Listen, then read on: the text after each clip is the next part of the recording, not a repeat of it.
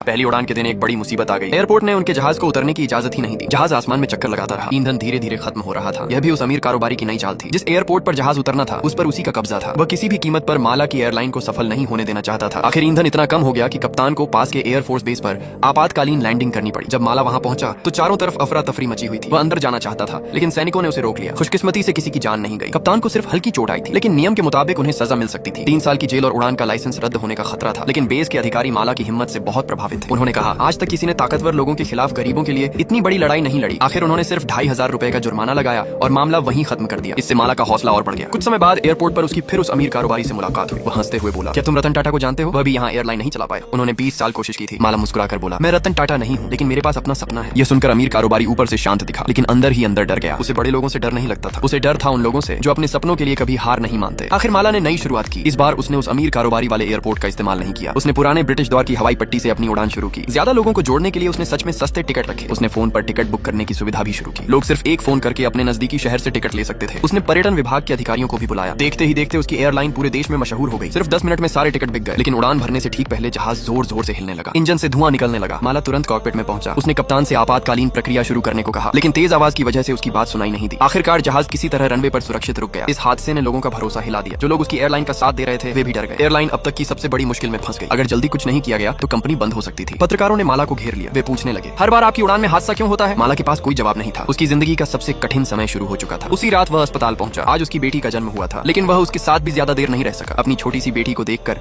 उसे अपने पिता की बातें याद आने लगी। पिता कहते थे, सपनों का रास्ता कभी आसान नहीं होता। मुश्किलें सिर्फ तुम्हारी परीक्षा लेती हैं। अगर तुम अपना इरादा नहीं बदलोगे तो मंजिल खुद तुम्हारे सामने आ जाएगी। अगले दिन जब जहाज में ईंधन भरा जा रहा था तो माला को याद आया कि पुराने कप्तान ने ईंधन की टंकी को हाथ लगाया था। उसने वजह पूछी। कप्तान रो पड़ा। उसने बताया कि रिटायर होने के बाद उसे जुए की लत लग गई थी। उस पर बहुत कर्ज चढ़ गया था। उसी अमीर कारोबारी ने उसका कर्ज चुकाने का वादा किया था। बदले में उसने कप्तान से ईंधन में कुछ रसायन मिलवाए थे। सब कुछ जानने के बाद भी माला ने कप्तान को माफ कर दिया क्योंकि सेना में वही कप्तान हमेशा उसका साथ देता था। माला की इंसानियत देखकर कप्तान खुद मीडिया के सामने आया। उसने सारी गलती अपने सिर ले ली ताकि एयरलाइन को एक और मौका मिल सके। लेकिन माला का साथी इससे सहमत नहीं था। वह एयरलाइन का लाइसेंस ऊंची कीमत पर रतन टाटा को बेच देना चाहता था। जब माला को यह पता चला तो वह बहुत नाराज हुआ। उसने कहा, अगर लाइसेंस बिक गया तो गरीबों के लिए सस्ती उड़ान का सपना खत्म हो जाएगा। उसका साथी सिर्फ कंपनी को बचाना चाहता था क्योंकि लोग अब उनकी उड़ानों से डरने लगे थे। माला ने हार नहीं मानी। वह फिर रेडियो और मीडिया के पास गया। उसने लोगों को अपनी एयरलाइन की सच्चाई बताई। उधर अमीर कारोबारी भी मीडिया में जाकर उसका मजाक उड़ाता रहा। उसने कहा, एक दिन इसकी वजह से कई लोगों की जान जाएगी। माला की बातें लोगों तक पहुंची लेकिन उनका डर अभी भी नहीं गया था। तब माला ने एक बड़ा फैसला लिया। उसने अपनी माँ, अपनी पत्नी और अपनी छोटी बेटी को अपनी ही उड़ान में बैठाया। ये सिर्फ भरोसा नहीं था, ये पूरे देश से उसकी सबसे बड़ी माफी भी थी। वह अपने काम से लोगों का विश्वास जीतना चाहता था। उड़ान में सिर्फ 1 घंटा बचा था। वेटिंग हॉल पूरी तरह खाली था। टिकट सिस्टम भी दिखा रहा था कि किसी ने टिकट नहीं खरीदा। माला मुस्कुराते हुए यात्रियों को लेने बाहर गया लेकिन वहाँ सिर्फ उसकी पत्नी और बेटी खड़ी थी। वह थोड़ा उदास हो गया। उसने पहले उन्हें जहाज में बैठाया फिर बाकी यात्रियों का इंतजार करने लगा। पूरा स्टाफ मायूस था। माला ने सबका हौसला बढ़ाया। अब उड़ान में सिर्फ आधा घंटा बचा था। तभी एक कर्मचारी दौड़ता हुआ आया। उसने बताया कि टिकट सिस्टम में खराबी थी। असल में सारी सीटें पहले ही बुक हो चुकी थी। दूसरी उड़ानें रद्द हो गई थी इसलिए सभी यात्री उनकी एयरलाइन से सफर करने वाले थे। ये सुनकर माला की आंखों में खुशी के आंसू आ गए। उड़ान सफल रही। एयरपोर्ट पर गांव वाले और उसकी माँ उसका इंतजार कर रहे थे। आज उसकी सारी मेहनत रंग ला चुकी थी। ये देखकर उसका ससुर भी बदल गया। उसने फोन करके साथ काम करने का प्रस्ताव दिया लेकिन माला ने साफ मना कर दिया। अब वह अपने सपने के रास्ते पर आगे बढ़ चुका था।